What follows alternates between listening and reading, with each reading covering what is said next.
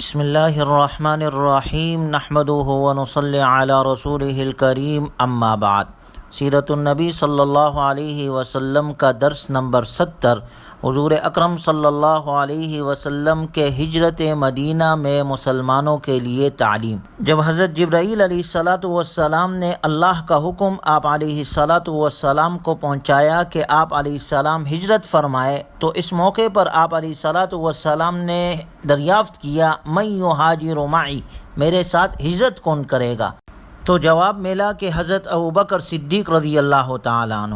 حضور اکرم صلی اللہ علیہ وسلم ہجرت کی اجازت ملتے ہی ابوبکر صدیق رضی اللہ تعالیٰ عنہ کو اطلاع دینے کے لیے ان کے گھر پہنچے۔ حضرت عائشہ صدیقہ رضی اللہ تعالیٰ عنہ فرماتی ہے کہ رسول اللہ صلی اللہ علیہ وسلم روزانہ ہمارے گھر صبح یا شام کو تشریف لایا کرتے تھے، لیکن جس روز آپ علیہ السلام کو مکہ المکرمہ سے ہجرت کرنے اور اپنے قوم کو الوداع کہنے کا حکم ملا تو آپ علیہ السلام دوپہر کے وقت ہمارے گھر تشریف لائے۔ حالانکہ عموماً ایسے وقت آپ علیہ السلام نہیں آیا کرتے تھے۔ حضرت ابوبکر صدیق رضی اللہ تعالیٰ عنہ نے آپ علیہ السلام کو دیکھ کر اندازہ کر لیا کہ آپ علیہ السلام کسی خاص معاملے ہی کی وجہ سے تشریف لائے ہیں۔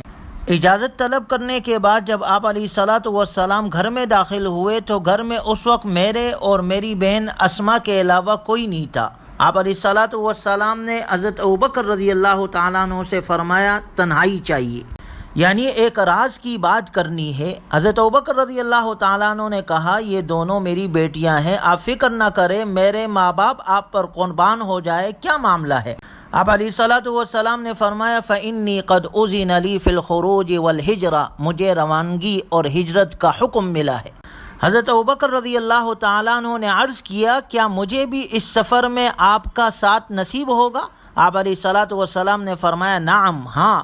حضرت عائشہ رضی اللہ تعالیٰ عنہ فرماتی ہے یہ خوشخبری سن کر میرے ابو کے آنکھوں میں آنسو آ گئے، اور خود فرماتی ہے واللہ مجھے آج کے دن سے پہلے یہ معلوم ہی نہیں تھا کہ خوشی کے موقع پر بھی کوئی روتا ہے، یہاں تک کہ جب میں نے اپنے والد ابوبکر صدیق رضی اللہ تعالیٰ عنہ کو روتے دیکھا جب انہیں آپ علیہ السلام نے ہجرت کے موقع پر اپنی معیت کی خوشخبری سے سرفراز فرمایا۔ یہ خوشی کے آنسو تھے، اور اس سے حضرت ابوبکر صدیق رضی اللہ تعالیٰ عنہ کی فضیلت بھی معلوم ہوتی ہے کہ دیکھیں حضور صلی اللہ علیہ وسلم کے ساتھ ہجرت کے سفر میں جس صحابی کو یہ مقام حاصل ہوا وہ صدیق اکبر ہے، جو یار غار بھی ہے، یار سفر بھی ہے، یار ہجرت بھی ہے۔ اور آپ علیہ السلام کے اس سفر ہجرت سے امت کو اس موقع پر یہ سبق ملتا ہے کہ جب انسان کہیں پر سفر کر رہا ہو تو اپنے سفر کو مخفی رکھے تاکہ دشمنوں کو پتہ نہ چلے، یعنی جب بھی انسان کوئی اپنا سفر کرے یا کوئی معاملہ کرے تو اس کو رازداری میں رکھے، اسے خفیہ رکھے۔ جس طرح آپ علیہ السلام نے ہجرت کا ارادہ فرمایا تو اس ارادے سے حضرت علی رضی اللہ تعالیٰ عنہ، اسی طرح حضرت ابوبکر رضی اللہ تعالیٰ عنہ اور آپ کی دونوں صاحبزادیوں کے علاوہ اس سے کوئی باخبر نہیں تھا۔ گویا آپ علیہ السلام کے اس عمل سے مسلمانوں کو رازداری کا سبق ملتا ہے کہ نازک فیصلوں کے اظہار میں احتیاط ضروری ہے، چاہے مسلمان کے اپنے گھر کا معاملہ ہو یا خاندان کا فیصلہ ہو یا قومی اعتبار سے کوئی فیصلہ ہو، اس کو رازداری میں رکھے۔ لیکن افسوس سے کہنا پڑتا ہے کہ آج امت میں اس کا فقدان ہے۔ ابھی ہم کوئی معاملہ کرتے ہی نہیں ہیں کہ اس کا شور شرابہ کر دیتے ہیں، ابھی کوئی اقدام ہی نہیں کرتے، لیکن اپنے اشتعال انگیز سرخیوں سے ذرائع ابلاغ کو پہلے ہی گرما گرم مواد فراہم کر دیتے ہیں۔ یہ جرت نہیں بلکہ بے وقوفی ہے، اور آج ہم نے قومی زندگی میں یہی راستہ اختیار کیا ہوا ہے۔ گویا اپنے معاملات کو رازداری میں رکھنا انسان کی کامیابی کی علامت ہے۔ چنانچہ جب آپ علیہ السلام نے حضرت ابوبکر رضی اللہ تعالیٰ عنہ کو ہجرت کی اطلاع دی تو ابوبکر صدیق رضی اللہ تعالیٰ عنہ نے ہجرت کے لیے تیار کی گئی 2 اونٹنیاں آپ علیہ السلام کی خدمت میں پیش کی اور عرض کیا اے اللہ کے رسول، یہ سواریاں میں نے ہجرت کے لیے تیار کی ہے، ان دونوں میں سے جون سی اونٹنی آپ چاہے پسند فرما لیں۔ آپ علیہ السلام نے فرمایا اگر اونٹنی کی قیمت لوگے تو میں لوں گا۔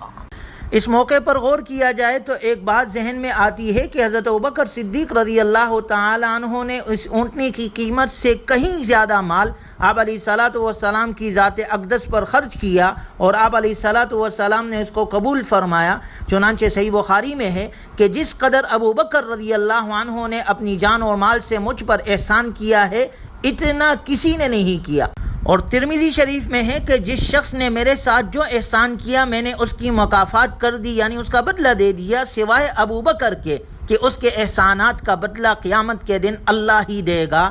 تو اس موقع پر آپ صلی اللہ علیہ وسلم نے اونٹنی کی قیمت دینے میں اصرار کیوں فرمایا؟ اس میں امت کے لیے سبق تھا۔ اس اونٹنے کی قیمت کی ادائیگی اس لیے کی گئی، بتلانا یہ مقصود تھا کہ ہجرت ایک عظیم عبادت ہے جس کا ذکر اللہ نے قرآن میں کیا، ان الذین آمنوا وہاجروا وجاہدوا باموالہم وانفسہم فی سبیل اللہ، بے شک جو لوگ ایمان لائے اور جنہوں نے ہجرت اور جہاد کیا اپنے مال اور جان کے ذریعے سے اللہ کے راستے میں۔ آپ علیہ الصلوۃ والسلام یہ چاہتے تھے کہ اللہ کی راہ میں ہجرت صرف اپنے ہی جان اور مال سے ہو، اور آپ علیہ الصلوۃ والسلام نے فرمایا کہ میں اپنی ہجرت کے ثواب کو کم نہیں کرنا چاہتا تاکہ اس عبادت عظمیٰ کا پورا ثواب مجھے حاصل ہو۔ حضور اکرم صلی اللہ علیہ وسلم کے اس عمل سے گویا ہمیں یہ سبق ملتا ہے کہ اللہ کے راہ میں چاہے ہجرت ہو یا جہاد ہو یا تبلیغ دین ہو یا حج اور عمرے کا سفر ہو یا اللہ کے راہ میں سفر کر رہے ہو، بہتر یہ ہے کہ ہر شخص اپنا حصہ خود ڈالے۔ جہاں اپنے جان سے ہجرت اور جہاد اور تبلیغ کر رہا ہے وہاں اپنا مال بھی خود صرف کرے۔ اس ہجرت میں، اس جہاد میں، اس تبلیغ میں اپنے مال کو خود صرف کرنے والا ہو، اور یہ بہت بڑی سعادت ہے، اور نبی کی تعلیمات سے ہمیں یہ سبق ملتا ہے۔ جس طرح موجودہ دور میں اگر دیکھا جائے تبلیغی جماعت والے حضرات اس بات کا بہت اہتمام کرتے ہیں کہ جہاں اپنے جان سے تبلیغ کر رہے ہوں وہاں اپنا مال بھی خود خرچ کرو تاکہ اللہ کی طرف سے ملنے والا ثواب پورا حاصل ہو۔ چنانچہ آپ علیہ الصلوۃ والسلام نے وہ اونٹنی پیسوں کے بدلے میں حضرت ابوبکر رضی اللہ تعالی عنہ سے لی، جس سے مقصود امت کو یہ سبق دینا تھا، اور آپ علیہ الصلوۃ والسلام کی اونٹنی کا نام قصوہ اور ایک روایت میں آتا ہے کہ جدعہ تھا۔ اس موقع پر آپ علیہ الصلوۃ والسلام نے حضرت ابوبکر رضی اللہ تعالیٰ عنہ کے ساتھ مکۃ المکرمہ سے نکلنے کی تفصیلات طے کی کہ رات کے اس حصے میں نکلیں گے اور فلاں مقام پر آپس میں ایک دوسرے سے مل جائیں گے اور پھر وہاں سے غار ثور کی طرف روانہ ہو جائیں گے۔ یہ سب کچھ طے کرنے کے بعد آپ علیہ الصلوۃ والسلام اپنے مکان واپس آئے۔ حضرت جبرائیل علیہ الصلوۃ والسلام نے آپ علیہ الصلوۃ والسلام کو اللہ کا یہ پیغام پہنچا دیا تھا کہ آج کی رات آپ اپنے بستر پر نہ سوئے۔ چنانچہ آپ علیہ الصلوۃ والسلام نے آنے کے بعد حضرت علی رضی اللہ تعالی عنہ کو اپنے ارادہ ہجرت کے بارے میں مطلع فرمایا، اور اس ہولناک رات میں آپ علیہ الصلوۃ والسلام نے حضرت علی رضی اللہ تعالی عنہ کے ذمے دو کام لگائے۔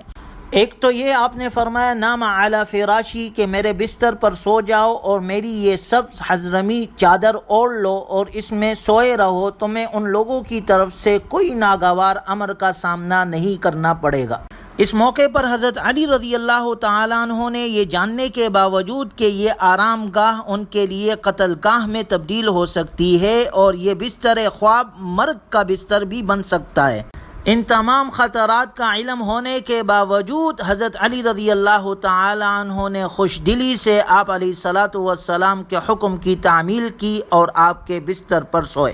جو ان کی شجاعت اور بہادری کے ساتھ آپ علیہ الصلوۃ والسلام سے محبت کی بڑی دلیل ہے، جس سے ہمیں بھی سبق ملتا ہے کہ اگر واقعی ہم حضور سے سچی محبت کرتے ہیں تو حضور کے تعلیمات کے مطابق اپنی زندگی گزاریں۔ اسی طرح دوسری ذمہ داری جو آپ علیہ الصلوۃ والسلام نے حضرت علی رضی اللہ تعالی عنہ کے ذمے لگائی وہ یہ تھی کہ آپ علیہ الصلوۃ والسلام کے پاس مکۃ المکرمہ کے لوگوں کی امانتیں تھیں۔